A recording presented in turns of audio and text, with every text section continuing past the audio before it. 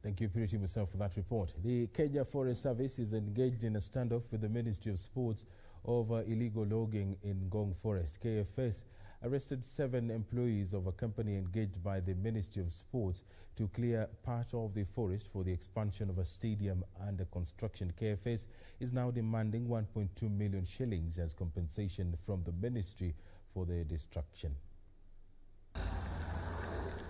A standoff looms between the Ministry of Sports and that of Environment over illegal logging at Ngong Forest. The contention created by the appetite of the Ministry of Sport to expand the Jamhuri Sports Ground.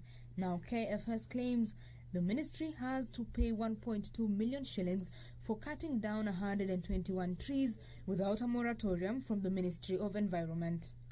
As Kenya Forest Service Board Chairman, we're trying to attain a 10% tree cover. But meanwhile, we find another government body, Ministry of Sports, involved in destruction of this magnitude. Mine, as Chairman of Kenya Forest Service, is to say that this is very wrong. This is the wrong example that the Ministry of Sports is giving to Kenyans. They cannot, and no one can enter a forest compartments to cut trees without the express authority of the Kenya Forest Service. This is destruction that we cannot accept.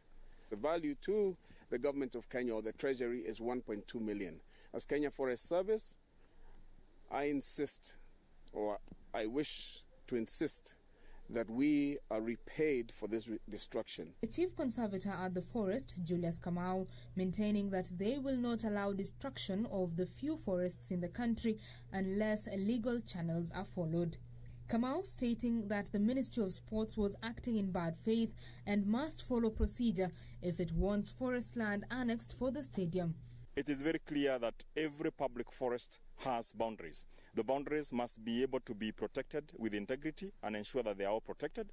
And basically what we are seeing here is that the boundary is clear, and we are happy to confirm those boundaries to the relevant agencies to make sure there is no infringement into this territory and ensure that this does not happen. And therefore we are dealing with 2 issues. One, infringement on boundaries on public forest without the proper procedure, and also cutting trees on public land without exemption or moratorium by the CS Minister of Environment and Forestry, and which Kenya Forest Service as a lead agency, we are tasked to enforce to the letter. For now, KFS says the cleared area is forest land and the Ministry of Sports is an intruder and not welcome.